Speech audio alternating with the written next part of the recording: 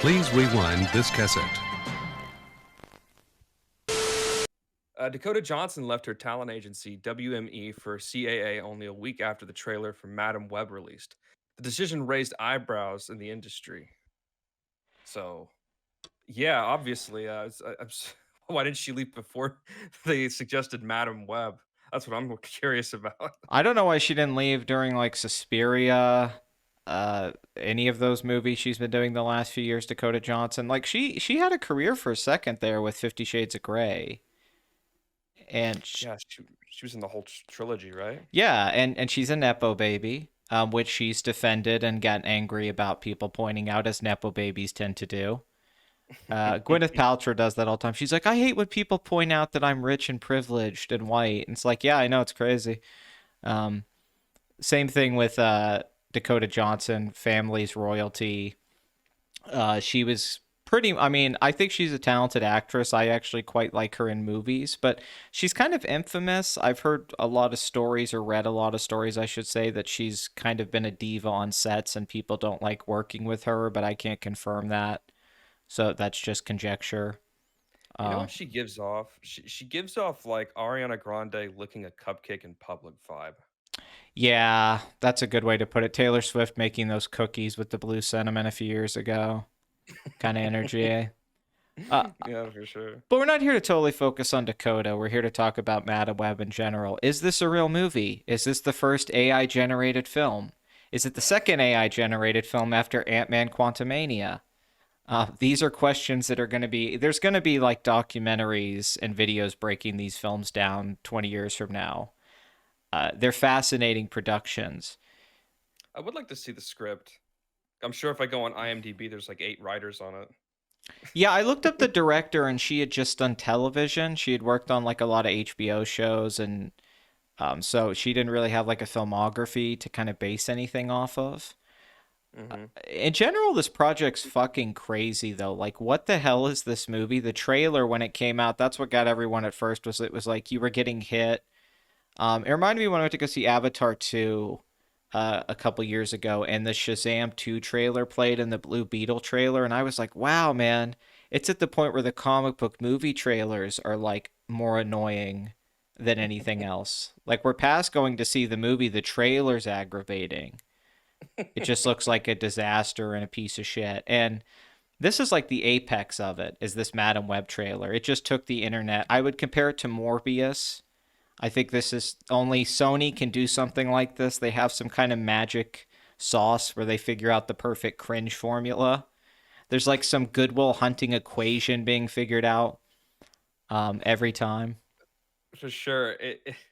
I will say though, for all the Gilf lovers out there, they must have been pretty sad to find out that Dakota Johnson was going to be the star, and not some old lady. Yeah, what the They're hell?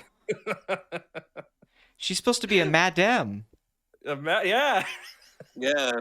There's no Judi Dench. Yeah. Helen Mirren, Tilda though. Swinton. Helen Mirren. Mirren. Yeah, I could get on with that. It's crazy. Sydney Sweeney's in this movie in a tight costume being sexual, and nobody gives a shit. How did this happen? How do you have Sydney Sweeney in like the peak of her powers, like showing off, and everyone's like, what's this movie? Because the trailers don't even sell like Madam Web's powers in the crossover, and I guess Tom Holland's going to be in the movie too in a cameo. It's sort of like Ben Affleck in Suicide Squad. It's gonna be I didn't even hear that. It's gonna be like Bill Murray in Ghostbusters 2. He doesn't even wear the costume. He's just in street clothes he showed up in. I'm sure it'll just be CGI. I doubt Tom Holland was actually on set.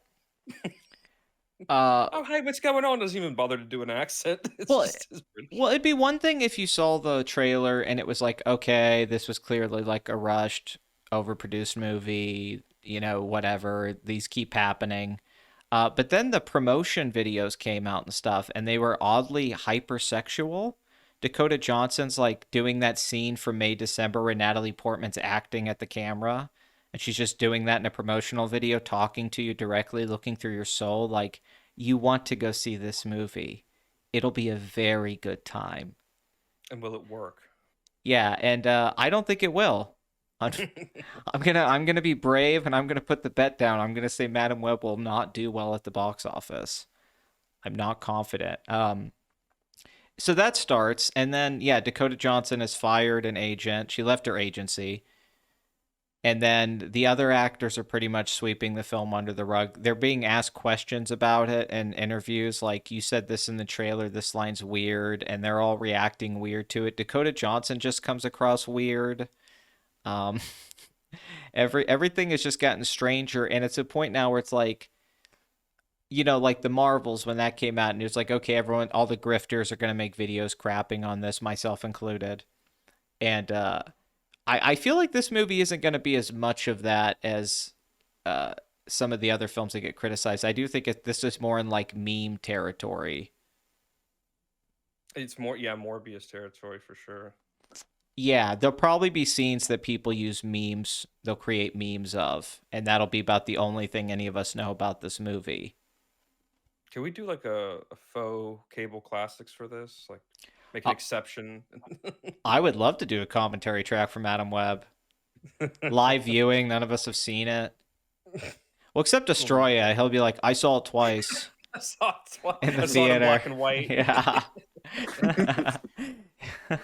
But what is interesting here is that, can I read that quote? Like the quote here is like, she said this for Variety: the people who run streaming platforms don't trust creative people or artists to know what's going to work, and that is just going to make us implode. It's really heartbreaking. It's just fucking so hard.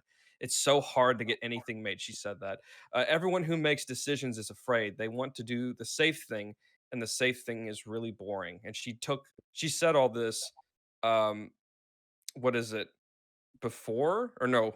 Yeah, before she took the check from Adam Webb. Well, that's what I don't get, her saying that. And I'm like, okay, your filmography is mostly mainstream films and IP films. You're in a few art films, like she's in the Suspiria film, which by the way is a remake too, even. But Franchise. yeah, so Technically a the franchise. Suspiria franchise.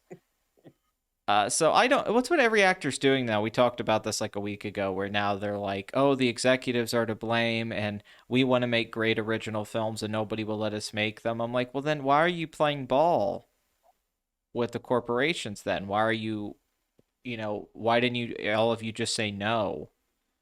Because you thought you were easily replaceable. Which they obviously are. I mean, for the most part, I don't think you can replace like Tom Cruise, but Dakota Johnson, I think, could be replaced. Yeah, for sure. She looks like Kristen Ritter, for Pete's sakes.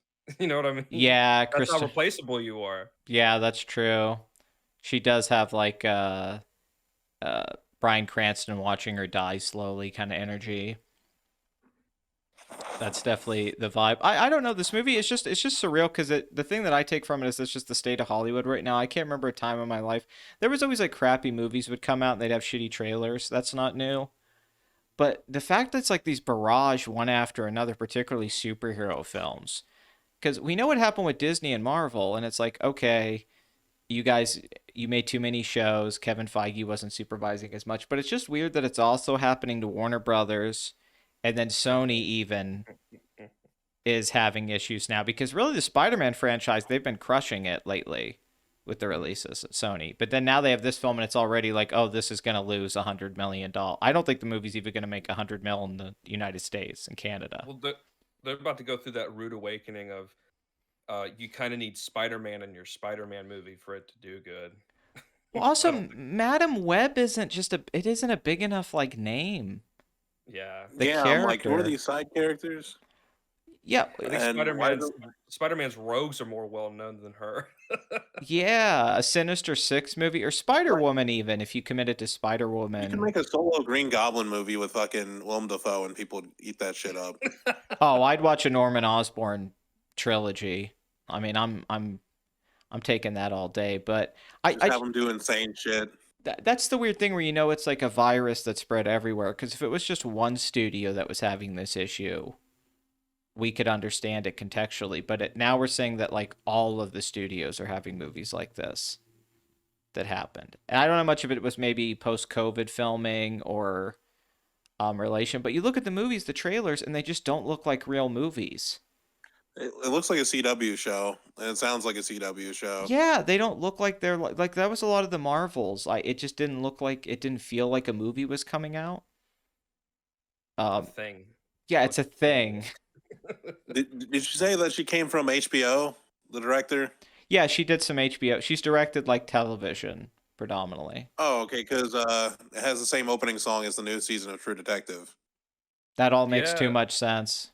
Yeah, there was another. So wait, there are we was getting another- are we getting a standing up sex scene in this movie now with? Jodie Foster. Yeah, Well, Jodie Foster shows up. Destroy It. You know what other trailer used that same song? It was that it was a horror movie with the swimming pool. Remember? Night Swim. Oh, Night Swim. Yeah. It uses the same one. That's the funniest trailer in the world. Is an evil swimming pool. I love that's like a 5-minute short film or an SNL digital short parody idea, and they're like, to say SNL. like Andy Samberg getting taken by Bill Hader, being like, "Don't go in the pool, man," and it's a real movie. That's where we're at now. I just don't know what to think about this. It's a sign because a lot of actors are now blaming execs. It's like the actors are prefacing the movies they know are gonna bomb now, and it's happening more. Like it's less we're hearing people talk about success lately, and we're hearing people like having to cover up something they know is not going to work. They're doing or the actors just outright being honest now. Like Kamal Ninhaji, I think the guy who was in Eternals is saying like how unhappy he was and he had body dysmorphia and he looked at the reviews and it just ruined his like life for a while. And they're all saying that, and I want to feel bad for them, but it's also like, oh, boo hoo hoo, you know, oh, you had to get a 6-pack. What seems prevalent to me is that even post-strike, both of them, what we're looking at here is that it seems as though actors are still very hostile towards the producers, which is interesting. Usually that subsides when everything, like when all these strikes calm down. I think Like, the strikes, yeah, that's a good point, because these are the people that give you work, but there's still this major hostility between the different guilds right now and the executives. For sure. That's a good point. It's interesting, man. We'll see what happens going forward. I do wonder, yeah, I wonder if some people aren't going to be getting work here soon just because they're saying things like this. Because this isn't a new thing in Hollywood. Like Tina Fey had that bit recently on a podcast where she talked about that, like authenticity is expensive and not worth it. You can't sit around and talk bad about movies, or then when that person wants to work with you, I don't want to bring him up because I think of him as like, the spawn of Satan, but Max Landis, when he was still relevant, before he was making Superman fan fiction on his YouTube channel that only got 500 views, and is now trying to charge $200 for screenwriting lessons videos, which I thought about signing up for that just to get the data. Like just being like, what the fuck is that like, being in a Max Landis screenwriting session? The first thing he teaches you is have a rich and famous father that directed some of the most famous movies ever made. That's the first lesson. Part 2, this father kills 2 children. Yeah. Get a helicopter. Okay. I'm taking this down. Good stuff. Have Spielberg like off in the distance. Yeah. But not really. All right. Okay. You selling me on this? Yeah. But he brought up a while ago, I can't quite remember, but sometimes he used to say things because he wasn't filtered. I think got him in trouble. But he said, one of the things that hurt him when he got canceled was because he had talked so much trash on Twitter, like about, he called Ray and Mary Sue, which he backtracked later, but he would put it, he was very opinionated, and he would go on YouTube channels and stuff. And he said he would stop getting work. People would be like, I don't want to work with that guy. And he said it's a huge mistake. He didn't realize, like, you talk shit about other people's work and then people don't have your back when you start getting attacked. They'll throw you under the bus. It's like Kevin Smith, except yeah, well, I think Kevin Smith just lost work out of incompetence. Yeah. I don't think that was him talking trash about Magnolia. I think it was studios were like, we can't keep giving this guy money. He doesn't know what he's doing. You can't give this guy a studio budget. But that's the thing. Like, it used to be Brad Pitt. I remember back in the 90s, he was in that Harrison Ford movie. I think it was called The Devil's Own. It's an Alan J. Pakula film. and it's a really bad like 90s thriller, and Brad Pitt did press for it then, and he just trashed it, and then the studio really got on him, and they were like, you can't talk that way. Ben Affleck used to be more of that. He would criticize stuff back in the day. Armageddon. Yeah, Armageddon. Josh Trank. yeah. The fantastic. Josh Trank. You can't say things because people will get onto you. But I've noticed now that a lot, ever since especially SAG, the strike, a lot of the actors seem much more emboldened to just go after the hand that feeds them.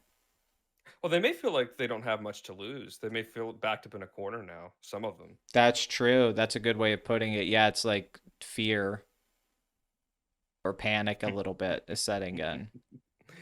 Oh, who's on the chopping block? Yeah. Who's gonna go? Yeah, it's like Sydney Sweeney's probably okay in the rotation, but Dakota Johnson might be leaving. Yeah, Wednesday. Jenna Ortega. Yeah, just not Yeah. doing Scream. And it was over like them. I mean, she says it wasn't, but it's pretty coincidence, the coincidence of like her friend getting in trouble for wanting a ceasefire for Palestine, and then they let her go over that, and then Jenna Ortega's like, well, I'm not making the movie either. And the director walked off too. Yeah, it just ruins that franchise after $100 million grosser movie that came out before the previous film. You think she just didn't want to be in the movie anyway, and she was just looking for an out? Is that what you're kind of implying there? I think there was an element of that, but I also think that it was a power move, which Jenna Ortega has done before, working on Sure. Wednesday. I think well, I just think the younger actors now, some of the younger personalities, it feels like it's the Zoomer stereotype, the silent quitting, but I don't think they understand these old executives. They're like, why do I have to listen to this stuff, huh? Aren't I the famous one? That seems to be a bit of the attitude. And with some of the young actors, I do think they have influence like that. Like, I do think Timothée Chalamet's valuable. I do think Zendaya's valuable. For sure. I mean, you have Josh Brolin over here, like writing poems to him on set. Yeah, they're kissing ass to the right people. That's definitely. Did you read that? Oh yeah, of course. Oh my god! Somebody made a great tweet. They said, "Imagine if your coworker in the break room gave you that." I'm like, "Oh yeah, HR department instantly." Yeah, this guy worked with Josh Brolin. He gave me this weird note when we were at Chili's today working, and I don't. Thanos wrote me a poem. Yeah. That's funny if it's Thanos specifically reading the poem. But yeah, it does. There's a sense that it feels like the old guard versus the new guard. It's Succession. It's the ageism thing happening. But movies like this, I don't know. I mean, I guess this is just a thing about superhero movies on the decline is the real point. But just how they got made. Like, I don't know how this director got hired to make this movie. I don't know what the plan was with this movie. I don't know how you can immediately tell it's a disaster. I mean, I'm getting confused to the point where how these things even happen. That you get to the point where something like this, like, you think it would be stopped a few weeks into production or something, and they'd be like, no, we have to stop. This is bad. Like, is no executive watching dailies anymore and supervising productions? Is there no, like, because if you read books about film stuff, like any decade mostly, there's so much of that's part of the process. Mm-hmm. Like, even Dazed and Confused, I'm reading about that right now. And, like, the producers, all these people are on Richard Linklater, like, the whole time making the movie. I was going to say, with some of these producers, it may be, people always say, hey, they need to give these people a chance, give new filmmakers a chance. And then they're giving them that chance. But then you say, are they not watching them like a hawk? Like, are you, I am taking this chance on you, but I will be seeing if you're doing what I'm telling you to do, Or is it a thing of like the studio, like other people told me to put you in charge, or you've done stuff for other people, not implying bad things, just like favors, Yeah. like you worked on this HBO show when you didn't want to, so we'll give you Madam Web. Or you're known in the industry. It's a relationship business, right? So, like, Parties, yeah. I've had friends who have worked on sets and stuff, and they've talked about like, oh, this AD vouches for this guy or this person. Right, so I'm sure it's stuff like that, like the woman who directed this, she probably had a good reputation for getting stuff done on time, being good to crew. That's a lot of times how you get work, your reputation. That's true. So I think that happens, but I don't want to blame the filmmakers. I really don't want to. I don't want to go after them. It's because so much of the movies are made like in overseas with special effects houses and stuff too. By producers, yeah. Yeah, and the directors don't supervise all of that stuff either. Hmm. So it's just I just can't get it because the movies they don't like. A few years ago, I made a video about the death of movies, and I said there was just going to be streamies, Hmm. and it's gone beyond what my thing was. I thought, okay, it'll just be movies like streaming, but now it's gone beyond that where they're not even that. They're like, yeah, they're things. There's Yeah, no way whole to thing. identify them anymore as to what they are. We have to come up with a new name. Yeah, I don't. Nothings. I mean, it's Nothing. The Fancy movies. reason I'm confused about Madam Web, I'm like, they said yes to this movie, but like not a live action Miles Morales movie. Like that Give it sounds more time. marketable to me. Give it time. But you do make a point, but give it time. They may don't want that to conflict with their Spider-Verse movies. well, They might. They could have like live action Miles show up at Madam Web, and then people fucking applaud or something. They did put childish in the, Spider-Verse 2, Yeah. hinting at it will happen eventually. So Yeah, Well, I don't want to. I don't want to make this like a woke thing because I don't like that kind of content and stuff. But this does scream of like the female director, all female cast. Let's just rush this into production without an idea thing, which is a thing we have been seeing now for a while. Like yeah, I don't want to focus, but Amy Pascal, like Sony did Ghostbusters in 2016. I mean, there's a history of these kinds of things. So I don't know how much of it was that where they're like, we need the girl Spider-Man movie.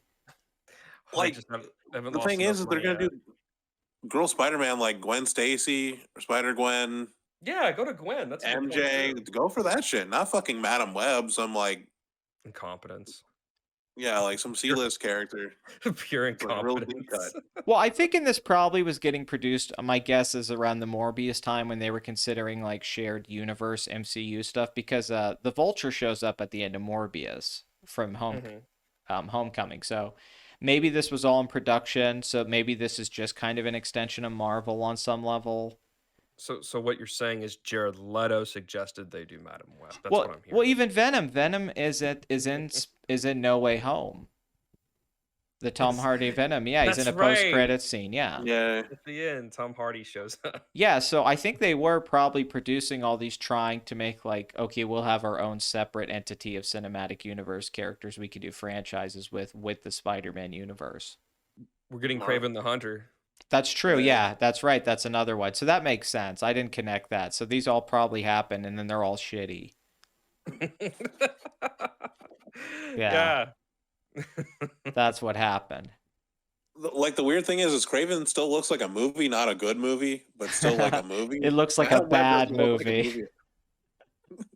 No, Madam Web Madam looks like Web- AI generated shit. I mean, it really does. Like if Yeah. you put in ChatGPT, make me a Madam Web movie, it would be this film. It would be the trailer to this movie. It's insane. Well, have they admitted, pre-strike that they used AI on some movies? Yes, it's been a thing that there has been AI used. So I asked the question once again: was Ant-Man and the Wasp: Quantumania and now Madam Web made by AI? I haven't heard enough people confirm they worked on either movie to know if they're real or not. That's a good point. Yeah, I need to Mulder and Scully this.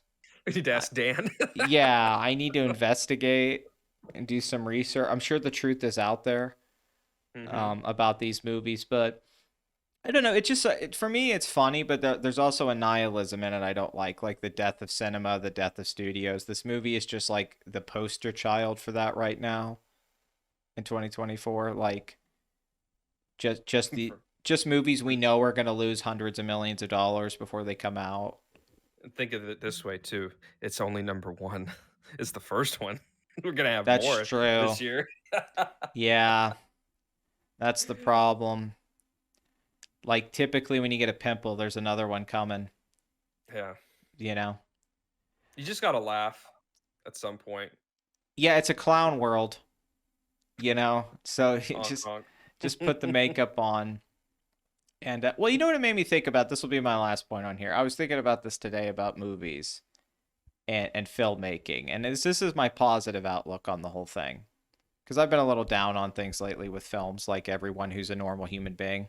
And I think it hit me one day that maybe the most movies that we take for granted what they are, because we get so heavy talking about them as art or what a film is, like as this definitive thing. And really, when you think about it, a lot of movies were the camera. I think we love cameras. And if you wanted to go see certain things on camera and a certain quality, you really had to see it in a movie. That didn't exist on television. You maybe could watch some documentaries or see some photographs and like books. But if you want to see like the highest quality cameras, you were either going to get that like eventually on sports broadcasts or in a movie theater, because you weren't even going to get it on home video. So if you wanted to go see like, because all those movies, like the Michael Bay movies, where they would show all these exotic locations like the desert. Hello, my friend. You've traveled far.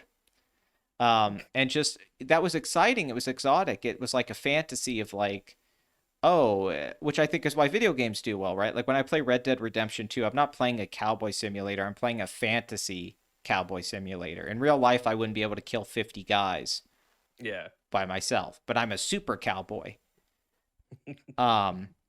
And the thing is, when you actually think about filmmaking, what is it? We limit it to what a movie is. That's the definition for a lot of us of what filmmaking can be. But that's not what filmmaking is. Filmmaking is just taking a camera and creating motion and narrative and constructing it kind of in a post sense. It has a premise, a filmed idea, and then a post kind of execution. So if you think about it now that everybody has cameras, we didn't fall out of love with filmmaking. It's just everybody's a filmmaker now because everybody has a camera. And so if you want to see beautiful footage all over the world, you can, because people are filming it all the time.